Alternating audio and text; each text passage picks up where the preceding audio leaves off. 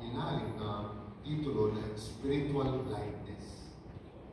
Sapagkat nais po natin maunawaan na ang pagtanggi sa Ebanghelyo, ano man ito, gaano karami ang mga ito, ay umuwi sa isang katotohanan, spiritual na pagkabulan. At yun ang naging dahilan na tinatanggihan ng iba ang Ebanghelyo. And so, ang kabuuang titulo natin sa mensahe ito ay Objections to the Gospel, Spiritual Blindness. Ang kaugnay po ito ako'y magbabasa bilang pasimula sa ikalungsod ni Apostol Pablo kay Timoteo at sa kabanatang 2, talatang 15. At sinasaad po ang ganito. Babasahin ko po at sinasabi, pagsikapan mo ang nasumusulat ulit mo ay si Apostol Pablo kay Timoteo. Pagsikapan mo humarap na subok sa Diyos, manggagawang walang anumang dapat ikahiya na gumagamit ng wasto sa salita ng katotohanan. Ito po hindi lamang para kay Timoteo o sa mga kasing katulad niya o kahanay niya na manggagawa, kundi ito'y para sa ating lahat ng mga mananampalataya na magkaroon tayo ng wastong paggamit sa salita ng katotohanan. Ang salita ng katotohanan ay ang salita ng Diyos, ang banal na kasulatan o tinatawag natin Biblia, na ito'y ating mabigyan ng wastong paggamit. Sa kabilang banda, ang ibig sabihin po nito ay maaaring magkaroon ng maling paggamit, hindi wasto na paggamit ng salita ng Diyos, at dahil po nagkakaroon ng maling pangunawa, maling kaalaman sa salita ng Diyos, at ito'y umuuwi sa maling paraan ng pamumuhay o masamang pagkatao, at yun ay nagdudulot ng kapahamakan sa mga tao na nalilihis, na nabibigyan ang salita ng Diyos ng ibang pakahulugan at hindi talaga ang pakahulugan na ninanais ng Diyos sa pagbibigay ng kanyang salita sa atin. Ngunit sa atin, na mga mananampalataya, ay maging manggagawa tayo dahil tumutukoy sa ating lahat na wala tayong dapat ikahiya sa papaanong paraan na ating magagamit ang salita ng Diyos sa wastong papahalaga at kalooban ng Diyos. May pinanggit ang ating Panginoon Kristo. Ito sa mga Saduseo, sa grupo ng mga Hudyo, religyoso Hudyo. Sa Mateo Kabanatang 22, sinasabi po sa talatang 29 ang ganito. Sumagot si Jesus dahil sila nagtatanong patungkol sa pagkabuhay na muli. Mayroong isang babae na nakapag-asawa, namatay, naging asawa yung susunod na nakakabatang kapatid, at tuloy-tuloy yun, at lahat sila namatay. Ang tanong nila, kung may pagkabuhay na muli, sinong asawa pagdating sa kabilang buhay? Sino sa pitong yun? Sagot ng ating Panginoon, maling-mali ang iniisip ninyo, palipasay hindi ninyo nauunawaan ang mga kasulatan ni ang kapangyarihan ng Diyos. Sa ating mga mananampalataya, mahalagang alam natin ang kasulatan, ang kalooban, ang kaparaanan, at ang ibinibigay na katotohanan ng Diyos sa atin. Halimbawa, minsan po meron po na mga isipan, kahit na pabilulong siguro, na sinasabi, wow, mag-asawa. Magandang kaugnayan dito. Namatay ang lalaki. Pagkaroon ng ilang taon, namatay ang babae. At sasabihin ng ibang mga tao, siguro mga anak, masaya na ngayon si daddy at mami, sumasayaw sila sa langit. Kaya, pagdating sa kabilang buhay, wala nang mag-aasawa. Yun ang sabi ng salita ng Diyos. Yun ang sabi ng ating Panginoon. Sapagkat ang tao ay nag-aasawa dito lang sa mundong to, sa lupa dito, nating tinutuntungan. And so, mahalagang malaman natin ang kasulatan. Ganon din sa ating mga mananampalataya. Dapat unawain natin at maging tunay na panuntunan ang salita ng Diyos. Halimbawa, mayroong narinig, at ito kahit sa ibang mga Kristiyano, na yun lang mga Gen Z ay mainipin. Gusto lang, go, go, go, go. Gusto lang masing-asing. Hindi kaya yung malapit sa horoscope. Kasi sinasabi, ako mainit din ang ulo kasi pinanganak ako August. Dito pinanganak August, mainit din. sabi ko sa ako, scorpion ako. At ang scorpion, seloso. Hindi ko ako nagsabi siya. Di ba? At sasabihin natin mga Gen Z, mainipin. Di ba nakahilera sa horoscope yan? Pag tayo po ay nananasalita ng Diyos, kahit anong pag-uugali ng tao at naging panuntunan natin ng Biblia, magkaroon ng pagbabago. Pagkakaroon ng puting uri ng pagkatao at tamang paraan ng pamumuhay. Kung ikaw, sabihin ikaw ay pinanganak na magagalitin o yung kapampata kung diretso yung kamat, mayan yung kamat, panagiman, no, kahit ano ba, sino pa? Pag ang Biblia ang ating ginawang tuntunan at ito'y pagkaroon ng tamang unawa dito, mapapabuti tayo sa pagkaroon ng pagbabago sa ating pagkatao. And so, huwag po tayo siya mapapaniwala sa mga narinig natin. Biblia ang striktong maging panuntunan ng ating buhay at sinagsabi ng Amen. Bago po tayo darang sa mga pagtangi o mga objections, ay tingnan muna natin kung paano natin magagamit ang mga pangyayari o pagkakataon para maibahagi ang Ebanghelyo na walang pagtanggi, walang pagtutol o pag-ayag. Ito'y tingnan natin sa naging buhay po ng ating Panginoon. Halimbawa, sa mabuting pagturing sa Kanya o kaya sabihin natin sa mabuting pagturing sa atin. No? Anong gagawin natin? Naman tayong kausap at sinasabi tayo, napakabuti mo, ang galing mo, ang laki ng pagbabago mo. Yung pinupuri tayo o nakakakita ng mabuti sa atin. Now, anong gagawin natin? Ilihis ang usapan at ibahagi ang Ebanghelyo. Halimbawa, sa ating Panginoon Yesu Cristo, nagpapasok sa isang gabi, ang isang pariseo na si Nicodemo, ikatlong kabanata sa Juan, sa unang tatlong mga talata, sinasabi po ganito, may isang ginagawa ng pinuno ng mga Hudyo. Siya ay si Nicodemo, kabilang din siya sa grupo ng mga pariseo. Isang gabi pumunta siya kay Jesus at sinabi, Guro, ito po yung sabi natin, mabuting pagturing ni Nicodemo sa Panginoon. Nalalaman po namin kayo isang tagapagturong mula sa Diyos. Sapagkat walang makakagawa ng mga walang ginawa ninyo kung wala sa inyo ang Diyos. Di ba mabuting pagturing yun? Sinasabi niya, baka Diyos yan, nalanggaling siya sa Diyos. Ano sagot ng ating Panginoon? Oo, tama ka. Yung ba sinabi niya? No? Ang sagot ng Panginoon, pakatandaan mo, malibang ipanganak na muli ang isang tao, hindi niya makikita ang paghahari ng Diyos. Mula sa pagtuturing ng mabuti sa Kanya, inilihis ng Panginoon ang usapan at kung ano makakabili sa Kanyang kausap at ito ay pagbabahagi ng mabuting balita, yun ang ginawa ng ating Panginoon.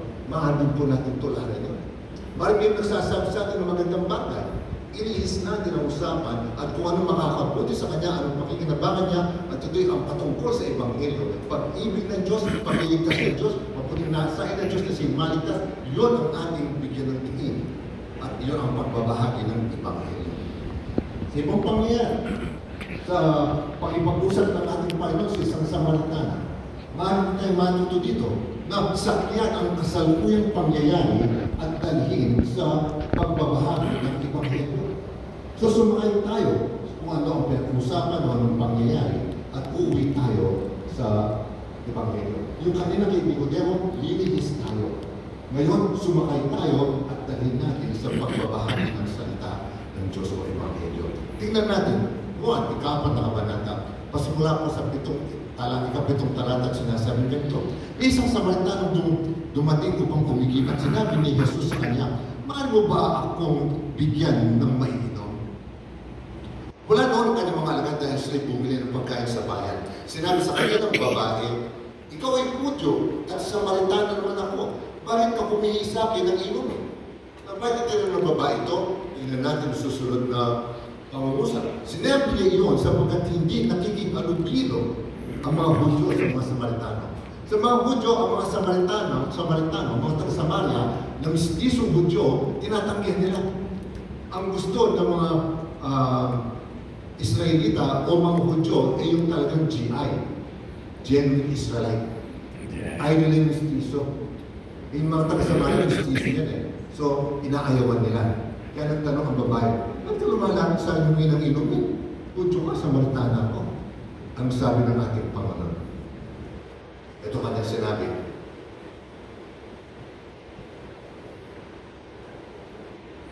Sumagot si Jesus, kung alam mo lamang ang kaloob ng Diyos at kung sino itong humihingi sa iyo ng inumin, ikaw ang hihingi sa Kanya at bibigyan Kanya ng tubig na nagbibigay ng buhay.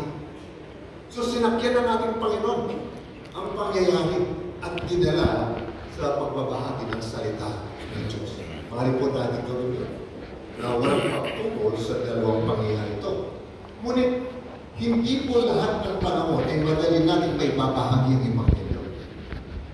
Bakit? Unang Korinto, kabanatang 2, talatang 14, ang taong di pinapanakan ng Espiritu ay ayaw tumanggap na mga kaloob mula sa Espiritu ng Diyos. Ang taong wala sa Espiritu ay tumanggap ng mga kaloob o mga bagay na mula sa Espiritu ng Diyos. Kasama na po doon ang Ebanghelyo ng Diyos. Na ako po nasa elementary hanggang high school. Ako po ay naging Katoliko. Respect. Aral Katoliko. Pero ayaw na ayaw ko nung nakakapakinig ng mga preaching. Kaya noon po meron sa Channel 7 na Videos 300. O kaya si Rex Hampar. Hindi ko napunod yun eh. O kaya si Pat Robertson. Yung mga ganyan. Inilipok mga ganyang TV. Ayaw ko. Wala kasi sa akin ng Espiritu Santo. At kasama ng pagtanggi sa Biblia. Sabi nga po ng isang naging kaklase namin sa high school, walang pagkukwartahan dyan. Kasi doon namin, pera, umunlad, maging doktor, abogado, CPA, o magkanang profesyon sa kabuhayan nito. Yun lang ang tingin namin doon nung kami high school. Pag kami ay nasa ganong religyoso, nasa. So, ayun sinasabi. Para sa kanila, kahamalan ang mga yun at di nila naunawaan. Sapagkat ang mga bagay na spiritual ay maunawaan lamang sa paraang espiritual. Sa ibang salita, maunawaan natin mga spiritual na bagay, ang mga kaloob ng Diyos, mga Espiritu Santo, magbibigay ng unawa sa atin. Sa ibang salita, hindi natin kaya maunawaan sa sariling kakayanan natin o katalinuhan. Ikalawang Korinto, ika-4 na kabanata, talatang 3 at ika-4. Makikita natin ang sagot na bakit ganyan ang mga tao sa along naturalesa na tinatanggihan ang mga kaloob ng Diyos, ang mga bagay-bagay na spiritual. Sinasabi sa talatang 3 ika-4, at kahit ang aming Ebanghelyo, wika ni Apostol Pablo, ay natatalubungan pa. Ito ay may talubong lamang sa mga napapahamak. Yung mga taong ayaw, yung natatalubong, nakakuble. Why? Tinatanggihan nila. Sa kanilang kalagayan, binulag ng Diyos ng sanlibutan ito. Now, sino pong Diyos ng sanlibutan ito? Ang Diablo. Alam po ba yung ibig sabihin ng Diablo? Maninira, destroyer. Na mayroon yung pangalan ng Satanas. Ang ibig sabihin ng Satanas ay kalaban. Siya ay maninira at siya ay kalaban ng Diyos at lahat ng mga tao. Wala siyang kakampi. Kasi lahat ng tao mapahamak kasi alam niya siya mapapahamak na. And so, nagdadamay siya para may mga may pahamak. Kasi sinubukan na niya nung magrebelde sa Diyos, hindi siya umubra, natalo siya. So, idadamay na lang niya yung mga tao na kalooban ng Diyos, maligtas, magkaroon ng buhay na walang gan. Pero ang gusto ng Diablo, ihiwalay sila sa Diyos. Binubulag ng Diablo ang mga tao, ang pag-iisip ng mga hindi sumasampalataya upang huwag nilang makita ang liwanag ng Ebanghelyo ng kalwalhatian ni Kristo na siyang larawan ng Diyos. So ano po ang kalagayan? Bulag ang mga hindi sumasampalataya kaya tinatanggihan nila ang salita ng Diyos. At dahil dito, tingnan natin ang 6 na mga pagtutulong, pagtanggi ng mga tao. Ito po ay inigilihan ko na lang at 6 na lang at hindi na 25. Makabutin tayo ng 3 buwan dito. Una, worldly concerns and wrong priorities in life. Ang pagtanggi ng isang tao sa Ebanghelyo dahil sa pag-ibig sa pera, ang pagpapahalaga sa kabuhayan kaysa sa Diyos, ang pagpapauna sa anupaman o sino paman na higit sa Diyos, o yung lantaran na naising mamuhay sa kasaganaan kahit laban yon o hindi ayon sa kalooban ng Diyos. Ito yung kanilang mga pagtanggi. So yung mga worldly concerns, yung mga sa buhay nito, kinabukasan muna, wala masama, ayusin natin buhay natin. Pero higit na pinapahalagahan ng mga ito kaysa pagpapahalaga sa Diyos. At sila ay mayroong sabi nga maling prioridad sa buhay. Now, sa ating ng mga mananampalataya, ay mayroong habilin ng ating Panginoon. Actually, marami, pero sa talata lamang ko, o dalawa. Mateo, ang kabanata, talating 32, at 33, sinasabi nito. Sapagkat hinahanap ng mga hintil, napansin niyo sila hinahanap. Sapagkat hinahanap ng mga hintil ang lahat ng mga bagay na ito. Anong tinutukoy dito? Kung titignan natin mga mga talata, yung pagkain, luming, pananamit. In other words, yung mga material na bagay, yun ang hinahanap o yun ang pinapahalagahan ng mga hintil. Siling hintil, yung tumutukoy sa mga hindi mananampalataya. Yun ang kanilang pinapahalagahan. Kahit naman hanggang ngayon, yun ang higit ng pinapahalagahan. Sabi na sa maging kakasi po, walang pagkakuha dyan. Pero ito, at batid ng inyong Ama sa langit, na kailangan ninyo ang lahat ng mga bagay nito. Of course, dahil may gamit tayo. Bagaman ng mga kastig ay kumakain pa rin tayo. Umiinom. Di ba kailangan natin yun? Nagpunta tayo dito, namasahe, may sasakyan, o ano pa man. Di ba? Hindi yung bahay na umalis tayo, at may tayong bahay na uuwi ang mga. Inuupahan, sa atin, o nakikituloy tayo, whatever. Ano tayo inuwi? So may mga bahay, may mga bagay-bagay na sa mundo ito, alam ng ating amang nasa langit, kailangan natin mga ito. Pero ito ang habilin ng ating Panginoon. Ngunit, hanapin muna ninyo. So, ginapin niya yung satang hanapin. Yung mga hindi, hinahanap nila, inuuna ang mga bagay-bagay ng mundo ito. Ang sabi ng Panginoon, hanapin muna ninyo. Yun ang unang pahalagahan. Ang alin? Ang kanyang kaharian at ang kanyang katuwiran. Yun ang bahagi natin. Hindi karong bahagi o susunod doon, bahagi na ng Diyos. Huwag tayong magtuon doon.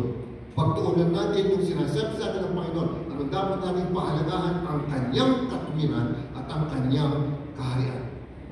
At anong gagawin ng Diyos? Yung bahagi niya. Sabi, at idaragdag ang lahat ng mga bagay nito sa inyo. Yun po ang gagawin ng Diyos. Pero iwan natin yon sa Kanya. Lahat ng mga nangyayari sa atin, may kapahintulutan ng Diyos. Alam ng Diyos kung bakit pinapahintutan mga ito. Yung bahagi natin, manalig tayo sa Kanya, unahin natin ang Kanyang kaharian, unahin natin ang Kanyang katuwiran. Period. Kung ano man mangyayari sa atin, sa ikabubuti man, tulad ng ating kanina, good or bad, tayo ay magkaroon ng tunay na kapahayagan ng pananampalataya sa ating Panginoon Diyos. At yun nga po, ang higit na dapat nating pahalagahan. Yun isa atin ng mga mananampalataya. Pero di natin kahit sabihin sa mga hindi mananampalataya. Pero ito ang maaari natin sabihin sa mga tumatanggi. Sa Marcos, natin 8, talating 36, sapagkat anong mapapakinabangan ng tao na makamtan ang buong mundo o sanlibutan at mapahamak ang kanyang buhay. Kumbaga sa isang balanse, isang pagsukat ng pagtimbang. Sa isang bahagi, lahat ng kayamanan ng mundo. So hindi lang po isang resort, hindi lang isang establishment, hindi isang korporasyon. Buong mundo sa iyo, hindi lang Google ang sa iyo, hindi lang ang Tesla, hindi Microsoft, hindi Facebook, buong mundo sa iyo. Pero sabi ng Panginoon, kung sa kabilang banda ng timbangan ang iyong kaluluwa, ang iyong buhay, anong mapapala mo? Mapasiyo buong mundo, ganito kayaman, pero mapapahamak ka doon. Anong mapapakinabangan? Zero. Wala. Why? Ang mga bagay-bagay ng mundo ito, pansamantala lamang, at hindi yan ang nagbibigay ng ating masaya at katunayan ng kabutihan sa buhay natin. May mga mayaman at marami-rami ang narating mga mailan ang katotoo. Nasa alang kayamanan eh, hindi sila talaga napakayaman. Sabi nga ako ng isang napakayaman ng si Smith Wigglesworth ay na-born again. Sabi ni Smith Wigglesworth, kasi si Smith Wigglesworth, siya po ay British, siya English. Nung siya ay hindi Kristiyano, masama ugali, mabisyo. Masama ang ugali. Nang siya po'y panganak na muli, nagkaroon ng pagbabago. At lagi siya nakiti. Naging magaan ang kalooban niya. Sabi ng kanyang amo na napakayaman, Smith, mapasa akin ng ang meeting yun. Kalahati ng aking kayaman at ibibigay ko. So mga si Smith, para basic, boss, hindi ka magkagastos. Mapapasayin ito at higit na rito. Kapag walang bayad ang kaligtas. Likewise sa mga tao niya, na dapat higit na pahalagahan yung mas mahalaga at yung ating pong magiging kaugnay sa Diyos, wala po tayo dapat na ipapalit. Sa mga nagsasabi na bata pa ako o kaya tsaka na lang, pumunta kayo sa mga matatanda. Ako, marami pa akong gagawin, marami pa akong pangarap sa buhay, gigilin pa ako. Yun ang kanilang mga concerns. Ang araw ng kaligtasan ay ngayon. Ikalawang Korinto, iklan ng talata, unang dalawang mga talata. Yaman kami mga katulong sa gawain ng Diyos, nakikiusap kami sa inyo na huwag ninyong sayangin ang kagandahan na binigay ng sa inyo Diyos. At sinabi niya, sa kaukulang panahon ay pinakinggan kita. Sa araw ng pagliligtas, sinakluluhan kita. Ngayon na ang panahong nararapat, ito na ang araw ng pagliligtas. Ang araw ng pagliligtas ay ngayon, habang tayo ay nabubuhay sa kasalukuyan. Kapag pag-inig pinagpaliban natin, yung mga kasabihan sa Kapampangan, kalakbangan, kamatayan. Diyan alam ko anong mangyayari sa kinabukasan. Ba't mo ilalagay ang buhay mo, ang sarili mo, sa ganong alanganin, sa bayan ng alanganin, at ikaw ay makipagsapalaran. Habang ikaw ay mapapabuti ngayon at walang mawawala sa iyo sa iyong pagpapahayag ng pananampalataya sa Panginoon at pagtanggap sa kanyang bilang kanilang pagligtas. So yung mga worldly concerns nila, hindi po uubra kung tutusin natin. Pero tandaan natin, huwag tayong makipagdebate, huwag tayong makipag-argue, na tayo ay magpahayag sa mabuting paraan na yung ating pong intensyon ay hindi masira, kundi ang taong yun ay maging isang mananampalataya. Katulad din natin siya. Sino sa atin ang minsan ang nakarinig sa tanos ay nanalig tayo? Walahin ko. O konti, o baka wala naman. Ako po, ilang beses ako nakakarinig na salita ng Diyos. Tinatagihan ko sa matagal ng panahon. Salamat sa edad na 24 anyos. Kinatagpo ako ng Diyos at mula noon, nagkaroon ng pagbabago ng buhay. Pero sa unang mga taon ng aking buhay, mula elementary hanggang high school, hanggang kolehiyo, hindi mo pinapansin sa salita ng Diyos. Para sa akin, irrelevant. Hindi appropriate. Out of this world. Absurd. Hindi makatotohanan. Yan is surrealistic na bagay sa mga taong gusto magkaroon lang ng dahilan para iwasan ang katotohanan ng buhay. Yung tinatagap siya tayo ng Diyos doon, pero nagsisi na po ako. Minantawad sa Diyos. At alam ko, ako'y pinatawad ng Diyos. At ganyan din, sa ating lahat. Na tayo ay pinatawad ng tayo ay darating sa araw na yun, sa umaga yun, hapon o gabi yun, na tinatagpo tayo ng Diyos na nagkaroon pagbabago sa buhay natin. Amen. Purihin ang Diyos. At ngayon, yes, huwag nawa tayong babalik sa mga maling panuntunan, maling mga concerns natin.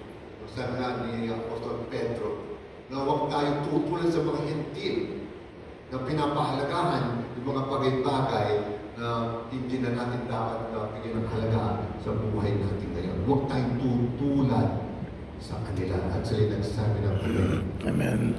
Pangalawa na objection, high-mindedness and apprehensions in life. May mga taong mataas ang taas na naabot. Halimbawa sa akademya, sa pag-aaral. Halimbawa ay mga naging abogado, naging mga doktor, mayroong PhD, mga profesional na sa kanilang karunungan ay tinatanggihan nila ang Ebanghelyo. Minsan po ay mayroon akong actually kami na kausap na ilang beses ng mga tao ayaw nila sa salita ng Diyos at pinagmamalaki nila is hindi marunong. Mataas ang pinag-aralan, may mga abogado sa kanila, mayroong mga doktor, may mga professional na naabot nila dahil sa kanilang pag-aaral. That's high-mindedness. Nagiging palalo sila dahil sa kanilang mga narating sa buhay na ito. Meron mga tao ayaw ang Biblia, tinatanggihan ng salita ng Diyos kasi baka may magalit sa kanila. Baka sila itatwa ng magulang o kaya iwanan siya ng kanyang boyfriend o girlfriend. Di magano'ng mga apprehensions. O kaya baka mawalan ng trabaho. Minsan po, meron ng patutok sa akin at siya nagsisi. Siya napunta sa ibang bansa sa Saudi Arabia. Si Cristiano nung narito. Pero nang siya ay malapit na umuwi, sabi ng kanyang amo sa kanya, gusto mo mapanatili, gusto mo ma-extend? Ayaw ko ako. But, I really hear that. Magganyan ka sa sarili niya. Tinanggap niya. Ito ang patotoo niya. Pinagsisihan daw niya ng malaki yun at wala siyang nakalang daw niya. At humisang kawad sa Diyos. Nang dahil sa trabaho, sa pera, tinalikuran niya ang Panginoon at ang pananampalataya. Pero sa kabutihan ng Diyos, sa kagandaman ng Diyos sa Kanya, siya pa rin po ay hindi pinabayaan ng Diyos at siya'y nagpaling loob sa Diyos. Nakatakot siya na magutom. Inisip niya pagdating sa Pilipinas, ang gagawin ko, ang trabaho ko, dito tuloy-tuloy ang aking itain. Pero hindi napabuti ang buhay niya. Nagsisima ko dito sa Pilipinas. Mga kapatid, anong apprehensions mo sa buhay? Anong kinakatakutan mo? Mga kapatid, natatiming pananampalataya sa Diyos, mangyari ang mangyari, mawala ang mawala, pero meron tayong matibay na panindigan na hindi tayo pababayaan ng Diyos. Amen. Yes. Kahit isang bagay ng material, halimbawa kabulungan, assuming, di ko sasabing mangyayari, assuming na sinalakang Pilipinas, nadurog tayo, nuclear bombs. So what? Aalis tayo, naku, mamamatay na, punta na tayo sa Greenland. Ano, Greenland, gusto ka makuha ni Trump ngayon, ang balita. Punta tayo sa Amerika, punta ng Canada. Mga kapatid, mga Kristiyan tayo, saan tayo tinatawag, saan tayo nilalagay ng Diyos, doon po tayo. Huwag tayo magkaroon ng ganong apprehensions. Ang ating panindigan, yes, andyan ang mga babala o mga ganong pangyayari, pero ang higit na mamuna sa atin at pahalagahan natin ay ang ating pagiging mananampalataya at ang katunayan ng Diyos sa buhay natin. Amen? Amen? At yun ang maging isang mabuting pagpapahalaga natin. Sabi nga ni Apostol Pablo, unang Korinto, mahaba, unang kabanata, at ating kalagmion, ng 25. Sapagkat ang salita ng Diyos ay kahamalan sa mga napapahamak kung sa atin na iniligtas. Ito ay kapangyarihan ng Diyos. Sapagkat nasusulat aking wawasakin ang karunungan ng marunong at ang pangunawa ng mga matitalino ay aking bibiguin. Nasaan ang tao marunong? Nasaan ang eskriba? Nasaan ang bihasa ng pagtalo ng panang ito? Hindi ba't ginawa ng Diyos na kahangalan ang karunungan ng sanlibutan? Now, bakit naging kahangalan ang karunungan sa sanlibutan? Ituloy natin. Sapagkat yamang sa karunungan ng Diyos ay hindi nakilala ng sanlibutan. Ang Diyos sa pamagitan ng karunungan nito ay kinalugdan ng Diyos na iligtas ang mga sumasampalataya sa pamagitan ng kahangalan ng pangangaral. Ba't naging kahangalan pangangaral sa mga tao ito? Ituloy natin. Sapagkat ang mga Hudyo ay humingi ng tanda at ang mga Grego ay mahanap ng karunungan, subalit ipinangangaral namin ang Kristo na ipinako sa krus na isang katitisuran sa mga Hudyo at kahangalan sa mga Hintil. Bakit katitisuran sa mga Hudyo? Sapagkat ang mga Hudyo ay nananalig na ang dating na Mesiyas ay mandirigma. Nasa salita ng Diyos yun, nasa Biblia yan. Sa matandang diba? Pero yun ay sa kanyang ikalawang pagparito. Yun ang kanilang pagkakamali. Sa unang pagparito, hindi na nakita yun. Tatanda yun, binasa natin kanina, sabi natin Panginoon, maling-mali kayo kasi hindi naunawaan ang kasulatan. Likewise, nakakalungkot hanggang ngayon, hindi naunawaan ng maraming Hudyo ang kasulatan. Namintis nila na sa unang pagparito ay maglilit sa ating Panginoon at sa paraan ng kamatay sa puso. At nangyari nga sa kanila. At ayaw nagtanggapin ang katitiso ng Panginoon sa mga Hudyo, sa mga Hintil. Yun ay kahangalan. Bakit? Kung ikaw ay tagapagligtas, mamamatay ka sa krus, na yan ay kaparusahan sa mga pinakamasasamang elemento ng lipunan. Tapos ikaw magiging tagapagligtas. Hindi na kahit paniwalaan. So sa kanila, that's foolishness. Hindi na kahit tanggapin. Pero ngunit sa kanila, ng mga tinawag, maging mga Hudyo, mga Greko, si Kristo ang kapangyarihan ng Diyos. Yes. At ng karunungan ng Diyos, sapagkat ang kahanan ng Diyos ay higit na matalino kaysa mga tao at ang kahinaan ng Diyos ay higit na malakas kaysa mga tao. Ang paraan na tinutukoy nilang kahangalan, ang paraan na magliligtas sa tao, na magliligtas sa atin na walang makakagawa, wala tayong maaaring ibang suligan na mga kaligtasan, maliban sa ating Panginoon si Kristo at sa kanyang kaisa-isang ginawa ng kamatay sa krus ng Kalbaryo. That's the only way. Wala namang paraan. Kaya yung kahangalan na yun ang karunungan ng Diyos. Yung kahinaan na yun ang kapangyarihan ng Diyos. Para tayo maligtas at magkaroon ng bahagi sa kanyang kaharian na hindi kaya gawin ng sino paman o ang paman para sa atin. Anong bagay na nasa mundo ito na magbigay ng kaligtasan sa atin? Wala. Sa totoo lang. Ilang bilyon ng mga tao ngayon, 8 bilyon. Kahit sa technology ng tao ngayon, kapwa ng isang tao katulad natin. Meron ba makakagawa sa technology? Ang Diyos ginawa niya, ulit-ulit yan. At ngayon narito, may 8 bilyon ng mga tao. Yung pala yun, material na bagay pala yan. Kaya kaligtasan ba? Yung spirito mo maliligtas, mababago. Anong algorithm ang magpapabago sa yung spirito? Anong mga tinatawag na mga proprietary computation para ang tao mula sa pagmasama ay maging mabuti? Wala. Ang Diyos may kapangyarihan na gawin ang pagbabago na hindi kaya magawa ng sino paman o ng paman sa mundo ito. So ang kapangyarihan ng Diyos ay higit at namumutangin. Yung karunungan ng tao, wala yun sa Diyos. Yun yung mga huwag tayong padadala doon. And so, sa buhay nito, huwag tayong magmataas. Salamat sa inyong naapo at sa inyong kalagay ngayon, kung ano pa man.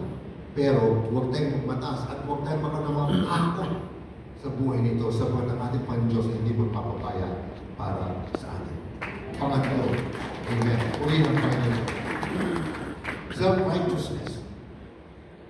May mga tao na sa sariling paningin ay mabuti sila, namumuhay nakatanggap-tanggap sa Diyos, sumusunod sa kanyang kautusan, hindi na may merwisyo, sa iba, disente, walang bahid, kasalanan, at walang dahilan para hindi sila maligtas at makapasok sa langit pag namatay sila. Minsan po, meron ang ginawang census na may dalawang tanong. Unang tanong, ikaw ba ay nakakatiyak na maliligtas? May nagsasabing yes, may nagsasabing ewan ko, wala. Di ba nagsabi ng yes? Susunod na tanong, bakit kung nasabing maliligtas ka? Ang paniwala kasi wala akong ginagawang masama. Mabuting tao ko, disente. Hindi ako na may merwisyo, hindi ako nanlalaman. Maliligtas ako. Spiritual blindness. Hindi yun ang paraan ng pagkakaroon ng kaligtasan. Kaya ng mga tao mayroong ganito sa righteousness. Sabi sa Roma, 3 kabanata, ang lahat ng mga tao, maging mga Hudyo o mga Greko, ay nasa ilalim ng kapangyarihan ng kasalanan. Kaya na nasusulat, walang matuwid. Wala kahit isa. At yun ay sa ating lahat. Sabi nga sa Galatia, 3 kabanata, ayon sa kasulatan, ang lahat ng tao ay alipin ng kasalanan. Why? Kasi tayo napapasarap sa kasalanan. Ang namumunas natin ang kasalanan. So, alipin tayo ng kasalanan. So, lahat tayo pahamak. Meron bang sumusunod sa atin? Sa totoo lang, walang ano pa man o sino pa man ang talagang sumusunod sa ating Panginoon. Tanong, gaano katotoo na sumusunod tayo sa kautusan ng Diyos? Ano may nagsasabi? Sentya po, katuwid po, sumusunod sa kautusan ng Diyos. Mateo, kabanata 2, salakit ng 3, ito ang ikap-4 na po. Ibigin mo ang Panginoon mong Diyos, sabi ng Panginoon, ng buong puso, ng buong kaluluwa, at ng buong pag-iisip. Ito ang dakila at unang utos. Sino sa atin ang talagang umiibig sa Diyos at ginawa nito? Buong puso, kaluluwa, at ng pag-iisip. In other words, sa buong pagkatao mo, Diyos ay iniibig mo. Di ba kung nakagawa nito, nakasunod sa atin? Nung panahon na tayo wala sa Panginoon, at sinasabi sa puso tayo, siya, kanyang Diyos. Wala akong nakakagawa nito. Ang pangalawa ay katulad dito, ibigin mo kayong kapwa gaya ng iyong sarili. At sabi ng Panginoon, sa 2 utos na ito, nakasalig ang buong kautusan at ang mga propeta. So sinusunod mo ko ng Diyos? Gano'ng kamahal ng Diyos? Gano'ng kamahal ng Diyos? Mga kapatid, lahat tayo naging mga mapagpahalaga sa ating sariling kapakanan hanggang sa puntong ating binabaliwala ang kapakanan ng iba. Sa tao pala yan, gano'n pa sa Diyos. Sa matagal ng panahon, hindi natin pinansin ang Diyos. Binaliwala natin ang kanyang kabutihan sa atin. Salamat sa taktang panahon na tayo kinatagpo niya. Doon pa lamang tayo nagkaroon ng katwiran. Yung katwiran na mula sa Kanya, ang Panginoon Kristo sumasa atin. Yun lang po ang ating katwiran. At wala tayong sariling katwiran na magiging tama o mabuti sa harapan ng Diyos. Nang dahil sa ating Panginoon Kristo, tayo naging matutuloy sa Diyos. Yun ay galing sa Kanya, hindi yun ikas sa atin. Kaya so, meron tayong sariling katwiran, ang sagot, wala po nun. Sapagkat hindi po yun magkakaroon ng pagtanggap sa harapan ng Diyos. Ikaapat, ito po yung extreme left naman, self-condemnation. Kung may mga tao ang tingin sa sarili, maayos, maganda, ang kalagayan, ito naman po, yung mga nagsasabing walang mabuti sa kanila. Ito yung mga tao na nagsasabi na sila ay sobrang masasama at hindi na sila mapapatawad ng Diyos. Yun bang gano'n? Meron akong narinig doon na nagsasabi na napakasama ng taong yan. Kaya sa impyerno, hindi na siya tatanggapin sa sobrang sama niya. Dapat may mas malalim pa doon. Yung sinasabi ng aking narinig. Of course, hindi siya nakakagat ng katotohanan. So, may sinasabi na meron ng taong napakasama at meron na amin sobrang sama nila. Wala silang halaga sa Diyos at wala silang karapatan lumapit sa Diyos. Ganun po ba yan? Unang Timoteo, unang kabanata, talatang 11 naman. Dapat ang salita at nararapat tanggapin ng lubos na si Kristo Jesus ay pumarito sa sanlibutan para ano? Upang iligtas ang mga makasalanan. Lahat na, ang mga makasalanan. Dumating ang Panginoon para sa iyo. At sabi ng Gusto Pablo, ako ang pangunahin sa mga ito. Siyang pangunahing makasalanan. Yung naging uri ng pamumuhay niya, paglapastangan sa Panginoon, pagpapasakit sa mga Kristiyano, at gusto niyang masakin ang pananampalataya sa Panginoon. Alam po niyo, napakasama nun. Mas masama po yung Jesus na nagnanakaw, pumapatay ng mga tao at paman. Sisirain mo ang gawain ng Diyos.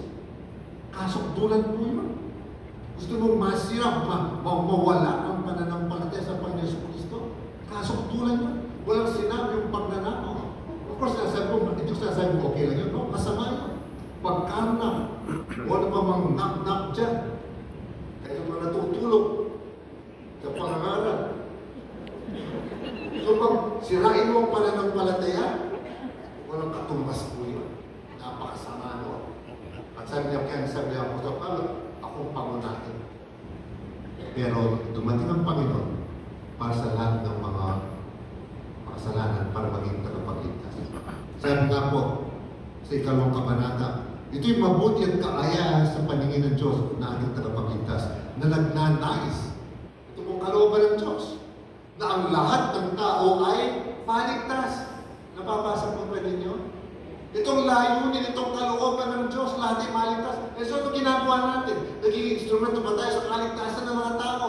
Tayo po ba'y nagkakaroon ng paglapan sa kalooban ng Diyos? Kung kalooban ng Diyos na maligtas sa lahat ng tao, sino tayo na hindi mo maging instrumento? Sino tayo para humadlang? O sino tayo para maging pabigat sa layunin at kalooban ng Diyos?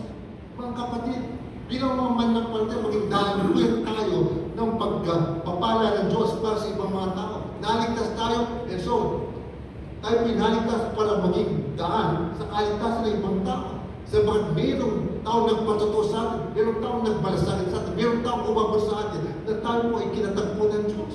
So likewise tayo po ay maging ganoon din para maging instrumento para sa Panginoon. Sabi nga po, Isaiah, unang kabanata, talatang 18, pumarito kayo, ito'y paanyaya ng Diyos, at tayo magkatuwiran sa isa't isa. Bagaman ang inyong mga kasalanan ay tulad ng matingkat na pula, ang mga ito'y magiging mapuputi ng parang yan. In other words, masama ka, kulay mapulang-mapula, gagawin puting-puti yan. In other words, babaguhin ka ng Diyos. At bagaman ito'y mapulang-mapula, ang mga ito'y parang balahibo ng tupa. In other words, ang Diyos ang magbabago sa iyo. Kaya mga nagsasabi, magbabago muna ako, magpapanata muna ako bago lumapit sa Diyos. No?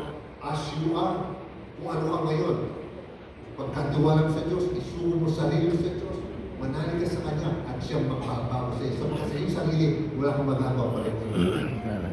Siya lamang. So, gano'ng kasama, ang Diyos ang magkakaroon ng pagbabago sa iyong buhay. Ikalimang hadlang, stumbling block, nagiging katitusuran. May mga tao na nakaranas ng kalumpitan o kasamaan ng sa buhay nito. At ang sinasabing dahilan ay isang Kristiyano ang may gawa. O di kaya ay mayroong kakilalang Kristiyano na hindi naging mabuting patutuo, hindi nagbibigay ng karangalan sa Diyos. Nang dahil dito, isod. Kung yan na lang, ayaw ko. Dito lang ako sa aking religion. Kung paging Kristiyano, kamukha ng tao yan. So, natitisig sa pagtingin sa mga tao. Anong sabi sa Rasul sa mga Hebreo, Kabanata 12, Talatang 2, ituon natin ang ating paningin kay Jesus, na siyang pinagmulan ng ating pananampalataya at siya rin nagpapasakdan nito.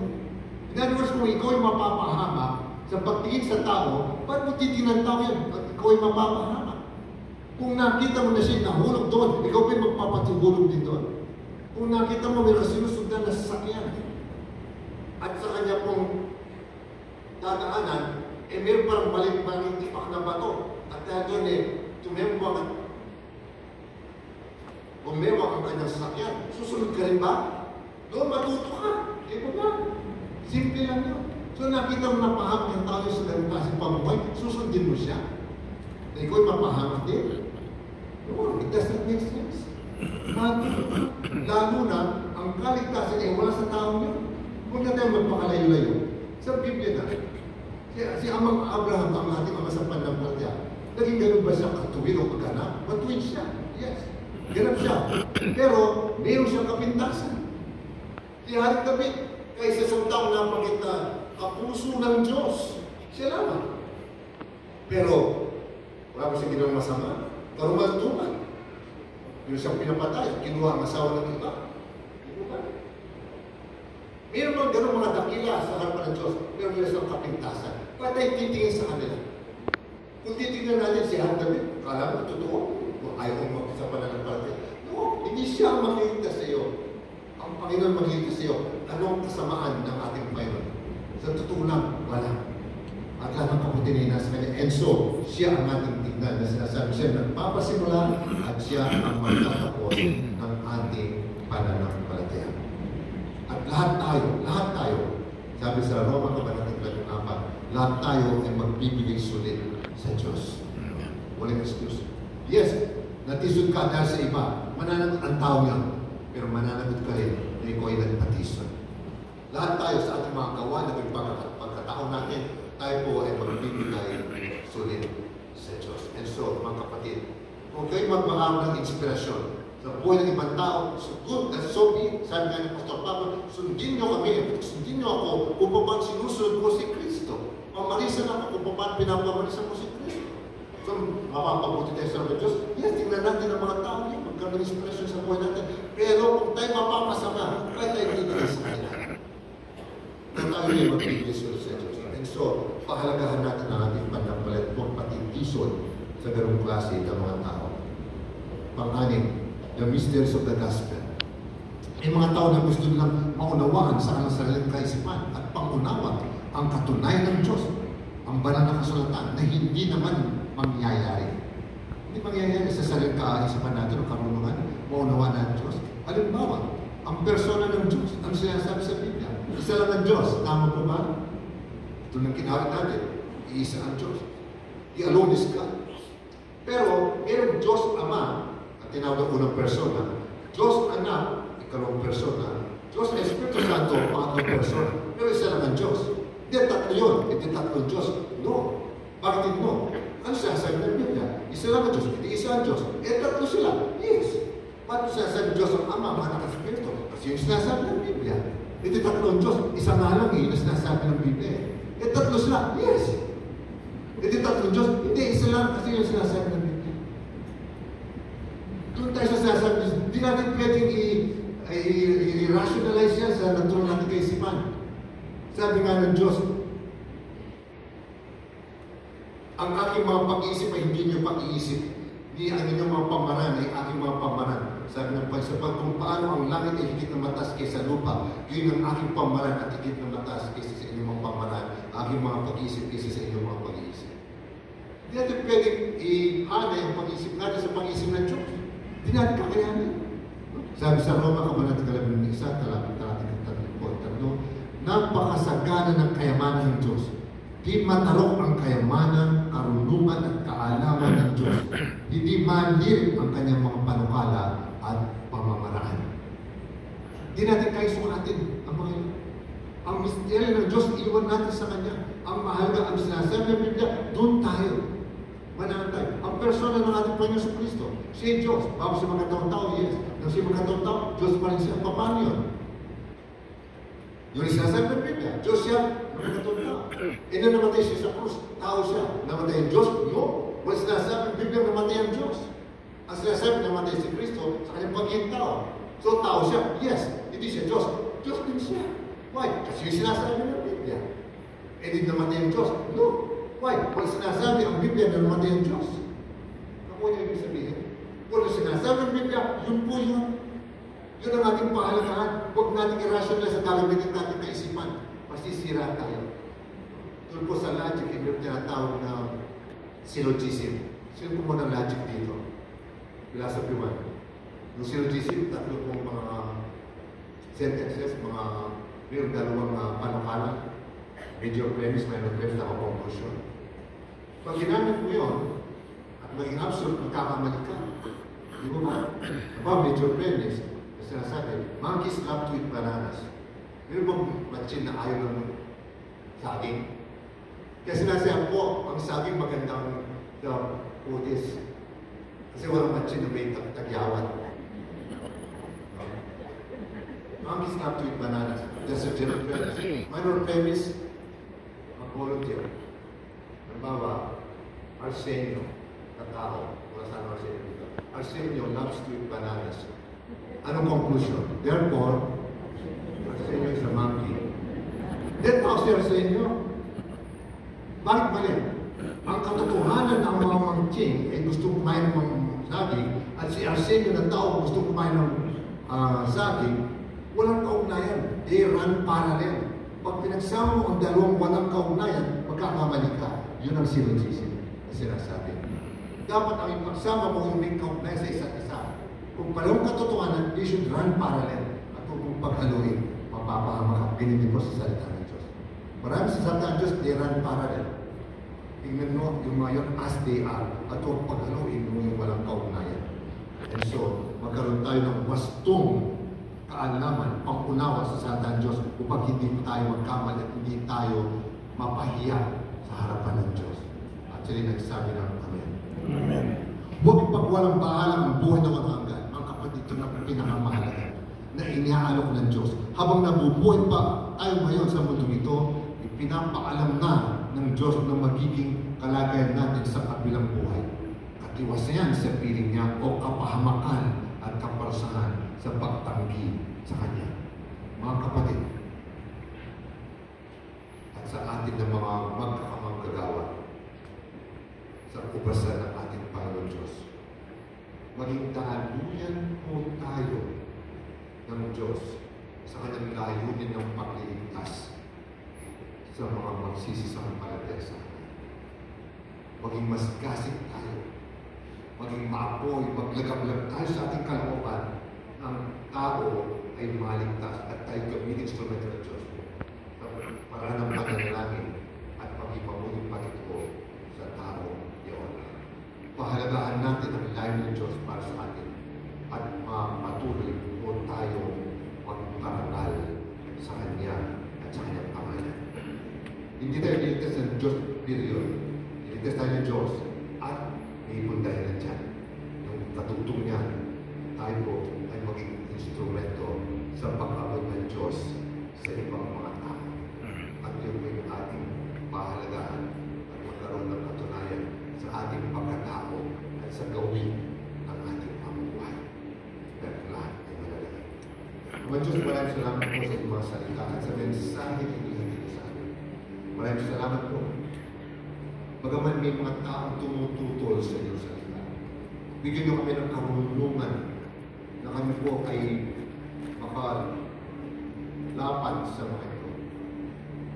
Ang tinig ng Espiritu Santo ang mapa sa amin na kami bibigyan ng kaalaman, talino, upang kami po ay maging dali ng pagpapala sa inyong pagpagod sa iba't ibang mga tao, sa iba't ibang lugar, sa iba't ibang kapanahonan at kaparaanan. Pero kayo at kayo pa rin ang aming Diyos na magbibigay sa amin ng gabay. Salamat po at dadami ang mga mananampalataya sa inyong kaalaman na makakasama namin sila sa pagsamba, pagkilala sa inyo. Dadami ang mga tao sa iba't ibang lugar ng mundong ito na magbibigay ng karangalan sa inyo, ang Diyos. At sa gayon, tunay nga na ang bahay ng aming Panginoon na itatayo niya ang kanyang iglesia at kahit pa ang mga kapangyarihan ng mga labusan ng impyerno hindi mananaig sa iglesia. Gamitin yung instrumento sa kaligtasan ng maraming kaluluwa. Sa iyo mo'y kapupulit kararangal sa ating pakikisama sa Banal Espiritu maraming sa ating Diyos. Ang pangalan ng ating Panginoong Yesu Cristo. Amen.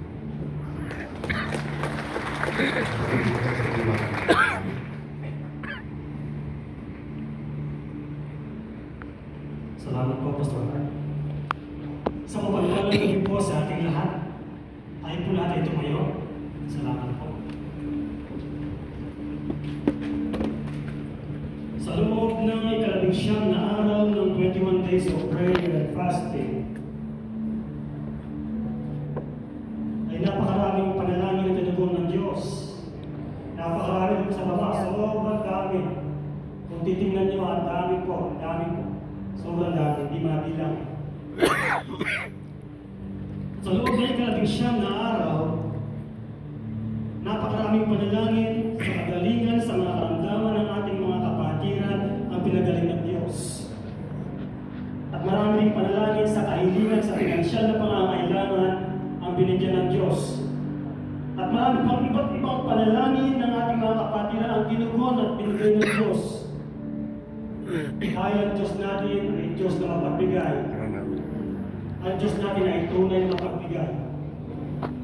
Mapagbigay po ang ating Diyos. Isang malakas na parapat po sa ating Panginoon. Tunay na mapagbigay para magkakapat sa ating mga kapulit, pasasalamat at pagsamba sa Kanya. Dahil napakabuti niya. Purihin ka, Panginoon, purihin ka. Sa ating pagkakas punto,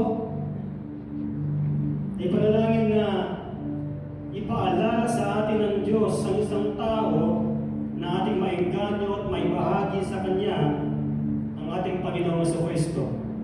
Tayo po'y manalangin. Sumasamba kami ngayon sa iyo, Panginoon, nagpupuri, nagpapasalamat. Dahil ikaw ang nagtakda ng gabi nito para sa ating lahat. Taos-puso po namin itinatalaga ang aming mga sarili na makaakay ng isang tao, makaakay ng isang kaluluwa, at maibahagi sa Kanya ang aming Panginoong Jesucristo. Maibahagi sa Kanya kung gaano siya kamahal, Panginoon. Nagpapagamit kami sa iyo, O Diyos, maging daluin ang pagpapala ng aming mga buhay, at madala po namin ang isang kaluluwa ito dito po sa aming iglesia. Makilala kayo at sama-sama kami magpuri at magpasalamat sa pangalan ng Panginoong Yesus ng aming panalangin. Amen. Sa ikalawang punto naman po, ay patungkol sa evangelism, na patungkol sa panalangin para sa kaligtasan ng ating pamilya, kaligtasan ng ating mga kaibigan, kaligtasan ng mga kasama sa trabaho, kaligtasan ng kapwa-tao na ating nakakasalamuha araw-araw, mga taong malapit sa atin. Tayo po'y manalangin. Panginoon, minsan pa, amin po binabanggit na ang araw ng kaligtasan ay ngayon. Ang araw ng kaligtasan ay ngayon. Panginoon, dalangin namin ang kaligtasan ng aming mga pamilya. Si nanay, si tatay, si lola, si tito, si tita, lahat po ng aming pamilya, Panginoon. Kaligtasan para sa kanila. Kaligtasan din ang aming panalangin para sa aming mga kaibigan. Kaligtasan o Diyos para sa mga kasama namin sa trabaho. Kaligtasan para sa kapwa-tao. Amen. Sa aming mga kapwa-tao, Panginoon, na aming nakakasalong na araw-araw. Panginoon, gamitin niyo ang maging daluyan ang inyong kaligtasan. Walang ibang kaligtasan, kundi sa iyo lamang aming Panginoon sa Kristo. Sa iyo po namin natatanggap ang kaligtasan ng buhay. Ikaw po, Panginoon, ang aming pag-asa. Maraming salamat po. Dahil, Panginoon, ikaw ang Diyos na mabuti, na tunay na nagliligtas. Ngayon po, ang araw ng inyong kaligtasan. Amen. Salamat po. Sa pangalan mo, aming Panginoong Yesus, kami malapit at tumatalangin. At tayo magsasabi ng Amen. Amen. Glory to God. Sa gabi ito ay ating pong ilapit sa Diyos ang ating bansang Pilipinas at ang muling pagbabalik ng ating Panginoong Hesus Kristo. Tayo mula tayo ng Lord manalangin. Glory to God. Aming Ama, sa oras pong ito ay aming inilalapit na idinudulog sa inyo ang kasalukuyang kalalagayan at pamumuno ng aming bansa. Alam po ninyo ang iba't ibang uri ng anomalya na nagaganap sa aming pamahalaan na bunga ng pansariling interes at adhikain ng ilan sa mga namumuno sa amin. Sila po ay aming idinadalangin sa iyo na pagkalooban po ninyo sila ng konbiksyon na ganapin ang kanilang tungkulin na naaayon sa kanilang pangakong biniliwan bago sila naluklok sa pamamahala. Magsugo po kayo ng mga tunay na lingkod mo at mga tunay na mananampalataya mula sa tanggapan ng aming Pangulo hanggang sa tanod ng bawat barangay upang kanilang maging kaantabay sa kanilang pamumuno at ginagampanan ng tungkulin upang kanilang maisagawa ang iyong kalooban para sa ikaunlad ng aming bansa, lalo na para sa iyong kalwalhatian. Amin din pong inilalapit sa inyo ang mga suliraning pangkapayapaan at lingduan ng Pilipinas at China sa West Philippine Sea, maging ang hidwaan ng mga samahang hindi umaayon sa pamamalakad ng aming pamahalaan. Aming Ama, bilang prinsipe ng kapayapaan at kaayusan, mamagitan po kayo at ayahan na ang tunay na katarungan at katwiran ang siyang magibabaw at tumiral sa ng mga suliranan ito. Pagbuklo rin po ninyo ang lahat ng aming mga tagapamuno at kami na bawat mamamayang Pilipino sa iisang makadiyos na hikain. Ang Pilipinas para sa Diyos at ang Diyos para sa Pilipinas. Inilalapit din po namin sa inyo ang ekonomiya ng aming bansa. Pagpalain po ninyong muli ang inyong ipinagkatiwalang yamang panglupa, pandagat at yamang pang-impapawid sa amin. Ilayo mo po kami sa anumang kalamidad at sakuna nasisira sa lahat ng ito upang matugunan ang lahat ng aming mga pangunahing pangangailangan. Pagpalain din po ninyo ang lahat ng mga negosyante at lahat ng manggagawa sa loob at labas ng aming bansa, maging ang aming karatig bansa na sumusuporta at tumatangkilik sa aming ekonomiya upang ito'y aming mapalago sa iyong tulong at sa iyong biyaya. Pagpalain at palawin po ninyong muli ang aming bansa. Aming Diyos, sa oras din po ito ay aming inilalapit sa inyo ang nalalapit na eleksyon na gaganapin sa ika-12 ng Mayo ng taong ito. Sa iyo po ay aming idinadalangin na ang bawat kandidato na habol mula Senado hanggang sa tagapamuno ng bawat syudad at bayan ng aming bansa, na naway magkaroon sila ng pusong may pagkakilala at pagsunod sa iyong mga panuntunan. Makapangyarihang Diyos na may kontrol ng lahat, huwag po ninyong hayaan na ang mga susunod na tagapamuno ng aming bansa ay mga taong makasarili, walang karapatan, walang katapatan sa tungkulin at walang takot sa iyo.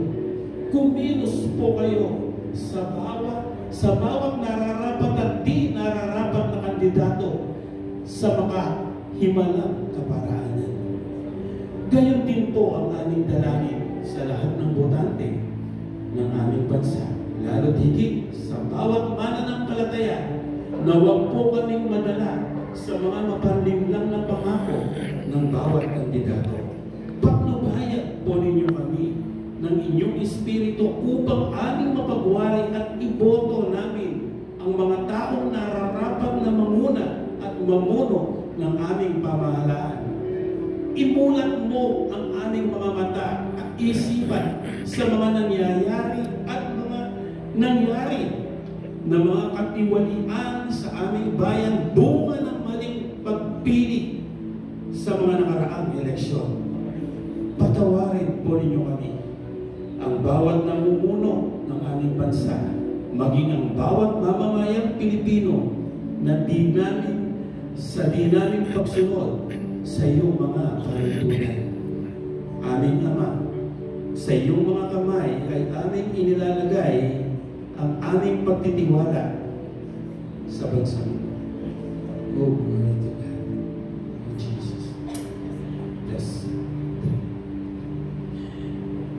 Ang iyong kalooban ang siyang mapangyari sa aming bansa. Gayon din po ay aming inilalapit sa inyo ang aming mga sarili, maging ang aming kanya-kanyang pamilya at kapwa mananampalataya sa nalalapit mong pagbabalik.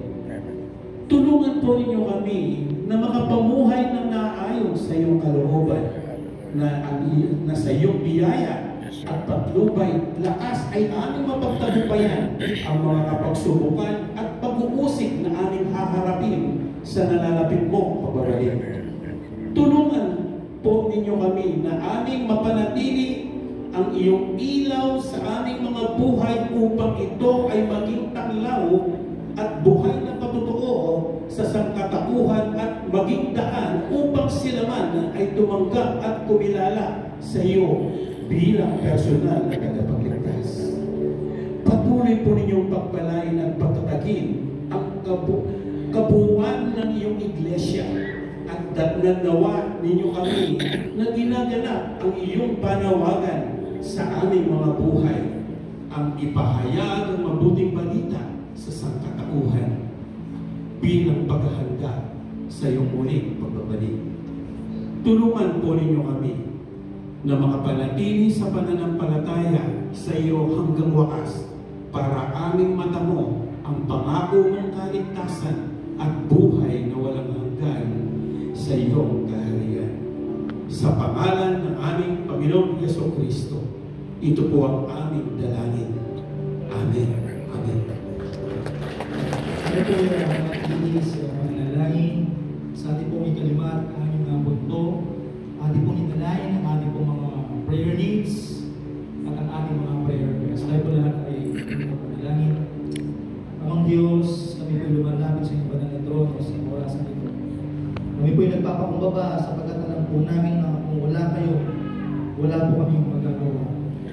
O Diyos, sa orasan ito, aming pong tinataas sa inyo, aming pong mga kapatid, Panginoon, nasa banig ng karamdaman.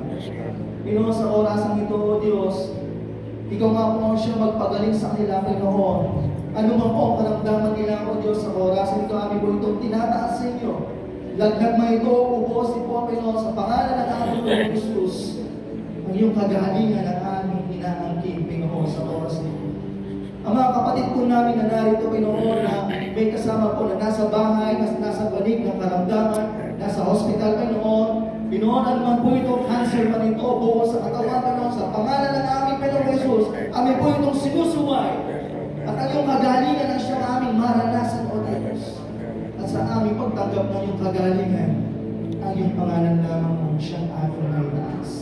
Panginoon, dinadalayan po namin ng mga kapatid na narito na nangangailangan ng financial breakthrough, Panginoon. Nangangailangan ng trabaho, Panginoon. Ang mga negosyo, Panginoon, na nangangailangan ng financial na pangangailangan, O Diyos.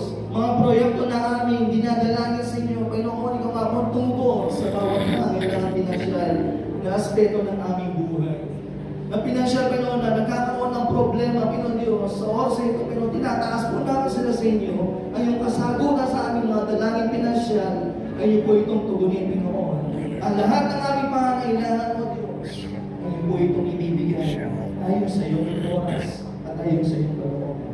Maraming po salamat, Panginoon. Amin pong dinadalangin, tinataas sa inyo ang spiritual revival sa aming church, sa aming buhay, Panginoon, sa bawat gawain, Panginoon, sa aming tahanan, gawain sa eskwelahan, gawain sa iba't ibang lugar, Panginoon, gawain sa aming mga trabaho, Panginoon. In the name of Jesus, ayun, banal na Espiritu, Panginoon, na siya manahan sa bawat isa sa amin na narito. Panginoon, samahan niyo nga po kami sa bawat gawain na aming ginagawa. Sa pagbibigay po namin ng mga spiritual na salita mo, Panginoon, na nanggagaling sa inyo, Panginoon, sa aming mga Bible studies, sa mga cell group po namin, Panginoon. Let your power be upon us, Lord God. Let your spiritual revival, Panginoon, ang aming matanggap sa taong ito, Panginoon, sa bawat tahanan, Panginoon, sa bawat isa sa aming narito. Maraming po salamat, O Diyos. Minsan pa, Panginoon, sa bawat isa namin na narito, tinataas po namin ang aming mga personal na pangangailangan. Nakikita niyo po ang aming mga puso, Panginoon, ang aming mga kahilingan, mga dinadalangin po namin, Panginoon. Wala pong limit sa inyong harapan, O Diyos. Pag-ipin mo po namin po, hindi, Panginoon, nakikita niyo po ang aming mga pangangailangan. Lord, huwag niyo pong hayaan, Panginoon, na matapos ang 21 days, O Lord, na ang inyong kasalutan, Panginoon, na aming maranasan, O Diyos. Maging, Panginoon, na matagal lang po ito, Panginoon, turuan niyo po kami maghintay, Panginoon Diyos. At sa aming paghihintay ang kalakasan at aming maranasan. Ang aming pananampalataya ay malalim, Panginoon, at ang aming pag-unayan sa inyo ay mapalapit sa inyo, Panginoon Diyos. Maraming po salamat, Panginoon. Panginoon, sa oras po ito, inaakin na po namin ang lahat ng kasalutan sa aming mga panalangin, sapagkat ikaw ang Diyos na tumutugon sa lahat ng aming dinadalangin. Dito po ang aming samong dalangin sa naing pangalan po ng aming Panginoon Jesus. Amen.